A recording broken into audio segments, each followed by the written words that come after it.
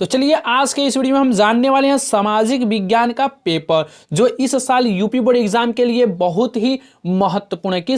क्योंकि आप इस मॉडल पेपर के आधार पर आप सीख लेंगे कि आपके यूपी बोर्ड एग्जाम में सामाजिक विज्ञान में किस प्रकार के प्रश्न पूछे जाएंगे, किस प्रश्न पर कितने नंबर होंगे और हमें प्रश्नों को किस प्रकार से लिखना है। क्योंकि जो हमारा सिलेबस है वो क्या है, पूरी तरह से चेंज हो रहा है। और यहाँ पे आप देख सकते हैं कि पहले के अपेक्षा अब जो है पूरे 20 नंबर के जो है ऑब्जेक्टिव क्वेश्चन पूछे जाएंगे। आप जो भी एग्जाम देंगे, हिंदी, इंग्लिश, मैथ, साइंस, जो भी आप एग्जाम देंगे इस साल, तो आपके लिए जो है 20 मार्क जो है इस साल के लिए महत्वपूर्ण हो गया है, सिर्फ और सिर्फ जो है ऑब्जेक्टिव क्वेश्चन के लिए। आप ऑब्जेक्टिव से ही 20 मार्क्स आसानी से प्राप्त कर सकते हैं। और इसके लिए आपको जो है एक OMR सीट जारी होगा, आपको उसी पर जो है उसके ये जो विकल्प होंगे उसको भरना होगा। तो चलिए जान लेते हैं इसके निर्देश को और उसके बाद से हम जानेंगे कि किस प्रकार के प्रश्न हमारे एग्जाम में पूछे जाएंगे। तो आप देख सकते हैं कि यह जो मॉडल पेपर है हमारा इसी साल का है, 2022 और 23 का। क्लास 10th विषय सामाजिक विज्ञान, केवल प्रश्न पत्र। आपको समय मिलेंगे 3 आवर 15 मिनट्स का। यहाँ पे सामान्य निर्देश में दिया हुआ है सभी प्रश्न अनिवार्य है, आप जानते हैं कि आपको सभी प्रश्न करना है। उसके बाद से दूसरे नंबर में दिया हुआ कि प्रारंभ के 15 मिनट जो है परीक्षार्थी को पढ़ने के लिए। तीसरे में कह रहा है कि यह प्रश्न पत्र 2 खंड अ और ब में विभाजित होगा। तो हम आपको एक बार और बता दें कि आपका जो पेपर होगा वह 2 खंडों में विभाजित होगा, एक होगा अ और दूसरा होगा ब। अब देखिए चौथा जो इंस्ट्रक्शन है वो बहुत ही महत्वपूर्ण है, क्योंकि यहाँ पे स्पष्ट रूप से कह दिया है कि खंड अ में 20 अंक के बहुविकल्पीय प्रश्न है जिसके उत्तर OMR सीट पर दिया जाना है। तो आपको पता हो गया ना कि जो खंड अ होगा वह पूरी तरह से ऑब्जेक्टिव होगा और उसके जो आंसर होंगे हमें OMR सीट पर ही देना होगा। अब देखिए पांचवा कह रहा है कि OMR सीट पर उत्तर अंकित किए जाने के बाद उसे काटे नहीं तथा इरेज या व्हाइटनर का प्रयोग ना करें। छठा में कह रहा है कि खंड ब 50 अंक का है, क्योंकि टोटल 70 नंबर का है, 20 नंबर का आपका ऑब्जेक्टिव हो गया। अब 50 नंबर का क्या होगा, रिटेन होगा। इसमें वर्णात्मक 1 और वर्णात्मक 2 एवं मानचित्र संबंधित प्रश्न हैं। उसके बाद से और आगे देखिए क्या कर रहा है कि प्रत्येक प्रश्न के लिए निर्धारित अंक उसके सम्मुख दिए गए हैं। 8वां में है कि दिए गए मानचित्र को उत्तर पुस्तिका में मजबूती के साथ संलग्न करना आवश्यक है, कि जो आपको मानचित्र भी मिलेगा उसको आप अपनी उत्तर पुस्तिका में जो है अच्छी तरीके से जो है पंच कीजिएगा या रस्सी से बांधिएगा ताकि आपके कॉपी से वह अलग न हो सके। 9th में कह रहा है कि दृष्टि बाधित परीक्षार्थियों के लिए मानचित्र कार्य के लिए स्थान पर अलग प्रश्न लिखने के लिए दिए गए हैं, यानी कि वे बच्चे जिन्हें देखने की समस्या है, दृष्टि से बाधित है, उनके लिए जो है वही प्रश्न पूछा जाएगा, लेकिन लिखने के लिए उन्हें चित्र में दर्शाने की जरूरत नहीं है। तो लेट्स स्टार्ट नाउ खंड अ। खंड अ में क्या होंगे, टोटल जो है 20 प्रश्न जो होंगे, कितने होंगे, 20 प्रश्न जो ऑब्जेक्टिव होंगे। यहाँ पे आप देख सकते हैं। तो जो पहला है क्या कर रहा है कि निम्न में से कौन 1815 की विनय संधि से संबंधित है। यहाँ पे दिया हुआ है ऑप्शन में बिस्मार्क, नेपोलियन, ड्यू और यहाँ पे दिया है जियोस्पी। तो इसमें से जो ऑप्शन सही है आपको बताना है। क्योंकि हमारे पास टाइम बहुत कम है इसीलिए हम आपको जो है सिर्फ पेपर समझा रहे हैं, आपको फाइनली आंसर नहीं दे रहे हैं। हम आपको फाइनली आंसर कुछ दिनों के बाद प्रोवाइड करा देंगे। तब तक के लिए आप स्वयं इस क्वेश्चन को सॉल्व करने की कोशिश कीजिए, जिससे कि आपको भी पता लग जाएगा कि आप कितने सिलेबस को कवर कर लिए हैं। तो यहाँ पे देख सकते हैं 20 मार्क है, 20 ऑब्जेक्टिव के लिए जो आपको OMR सीट के लिए देना है।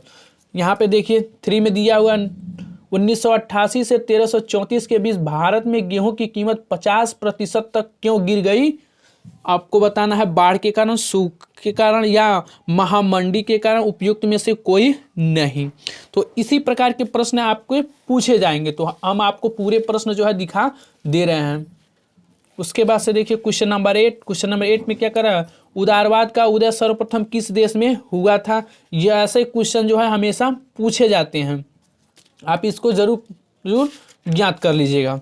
उसके बाद से देखिए क्वेश्चन नंबर 9, तो यहाँ पे आप देख सकते हैं क्वेश्चन नंबर 9। उसके बाद से क्वेश्चन नंबर 10, 11, 12, 13 और 14 यानी कि 14 तक यहाँ पर हैं। उसके बाद से और जब आगे आप बढ़ेंगे तो यहाँ पे आपको मिलेगा 15 to 20। देख ही सकते हैं कि यहाँ पे प्रश्न पूछे गए हैं और इन्हीं प्रश्नों का जो है हमें उत्तर जो है अपनी OMR शीट में देना है। यहाँ पे देख सकते हैं लास्ट क्वेश्चन जो 20 है कर रहा है कि वैश्वीकरण का बहुराष्ट्रीय कंपनियों के निवेश पर क्या प्रभाव पड़ा। 4 ऑप्शन दिए हुए हैं, उसमें से एक जो है ऑप्शन सही है। तो आशा करते हैं कि आप इन ऑप्शन का जो है पूरा सॉल्यूशन जो है आप स्वयं ज्ञात करेंगे। हम बहुत ही जल्द इसका जो है शॉर्ट वीडियो भी अपलोड कर देंगे ट्रिक के साथ कि कौन कौन सा ऑप्शन सही है। तब तक आप पहले ही पता कीजिए कि आपने कितने सिलेबस को कवर किया है।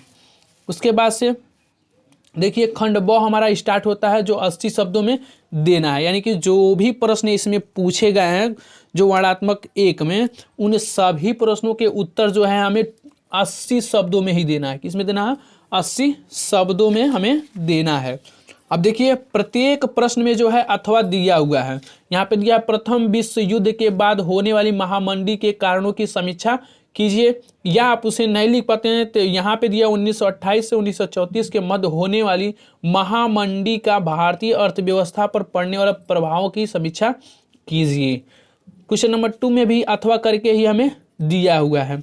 3 देखिए 3 में भी या आप ऊपर वाले को का उत्तर दीजिए या नीचे वाले को, यानी कि आप देखा जाए तो प्रत्येक प्रश्न में जो है अथवा आपको देखने को मिलेगा। यह आपके लिए गोल्डन चांस है कि प्रत्येक क्वेश्चन में जो है क्या है अथवा करके दिया हुआ है। आप आसानी से जो है क्वेश्चनों को भी हल कर सकते हैं। यहाँ पे 5 में भी देखिए क्या महात्मा गांधी द्वारा चलाए गए असहयोग आंदोलन के कारण क्या थे, इन्हें क्यों स्थगित कर दिया। इसमें अथवा में दिया सत्याग्रह का क्या अर्थ है, सत्याग्रह पर महात्मा गांधी के क्या विचार थे, यानी कि सभी के लिए क्या है 6 नंबर दिए गए हैं। और यहाँ पे स्पष्ट कह दिया है कि जो उत्तर होगा वो सिर्फ और सिर्फ जो है 150 शब्दों में ही मान्य है। तो यहाँ पे भी आप देख सकते हैं कि प्रत्येक प्रश्न में अथवा दिया हुआ है। 8वें में भी दिया हुआ है, यहाँ पे देख ही सकते हैं। और जब हम आगे बढ़ेंगे तो यहाँ पे देखिए शुरू होता है हमारा मानचित्र संबंधित प्रश्न। यहाँ पे आप देख ही सकते हैं, यहाँ पे क्या दिया, निम्नलिखित स्थानों को भारत के रेखा मानचित्र में जो चिन्ह दिया हुआ है चिन्ह द्वारा नाम सहित दर्शाइए। सही नाम और सही अंकन हेतु आपको आधा आधा अंक निर्धारित है, यानी कहने का मतलब जो होगा इसका पूरे 1 नंबर आपको मिलेंगे जब आप सही स्थान को दर्शा देंगे। तो हम आपको कहेंगे कि आप जो है इन स्थानों को, आप बहुत ज़्यादा स्थानों को मत पढ़िए क्योंकि बहुत बड़ा सिलेबस है इसलिए आप सभी को नहीं पढ़, लेकिन जो हम आपको बता रहे हैं इसमें पूरे 5 जो हैं मानचित्र पर जो है दर्शाने के लिए पूछा जाता है। तो इनका जो है आप अध्ययन कर लीजिएगा एक मानचित्र बना करके, क्योंकि आपको जो है एग्ज़ाम में एक मैप का नक्शा तो मिल ही जाएगा, उसमें सही स्थान भरना होगा और नाम भी लिखना होता है। तो इसके लिए आपको जो है पूरे 1 नंबर मिलते हैं।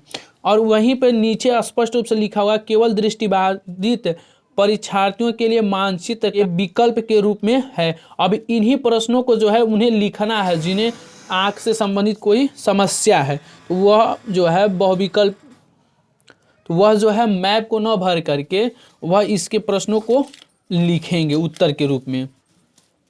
उसके बाद से और जब आप आगे बढ़ेंगे तो यहाँ पे हमारा फिर स्टार्ट होगा मानचित्र कार्य। यहाँ पे क्या कर रहा है कि निर्देश दिए गए भारत के मानचित्र में निम्नलिखित को दर्शाइए। अब यहाँ पे जो है हमें जो नदियाँ होंगी उन्हें हमें बताना है। कारण पश्चिम बंगाल का उद्यान चिन्ह दिया हुआ है, चिन्ह द्वारा नाम सहित दर्शाइए। तो हमें जो मिला हुआ होगा मानचित्र उसमें हमें इसी चित्रों के द्वारा जो है दर्शाना होगा। तो यहाँ पे आप देख सकते हैं कि यहाँ पे जो है टोटल 9 क्वेश्चन पूछे गए हैं। तो आपके यूपी बोर्ड एग्जाम में जो है सामाजिक विज्ञान में पूरे के पूरे जो हैं 9 क्वेश्चन पूछे जाएंगे जो बहुत ही आसान है और सिलेबस में भी आपको देखने को मिल गया होगा। अगर आपको यह इन्फॉर्मेशन अच्छा लगा हो तो हमारे चैनल को सब्सक्राइब जरूर करें और अपने दोस्तों के साथ भी शेयर ज़रूर करें। तो चलिए मिलते हैं हम नेक्स्ट वीडियो में। और आप इसके पिछले वाले वीडियो को देखना चाहें, अगर आप इंग्लिश का मॉडल पेपर देखना चाहें, हिंदी का देखना चाहें, तो हमने लिंक भी डिस्क्रिप्शन में दे दिए हैं।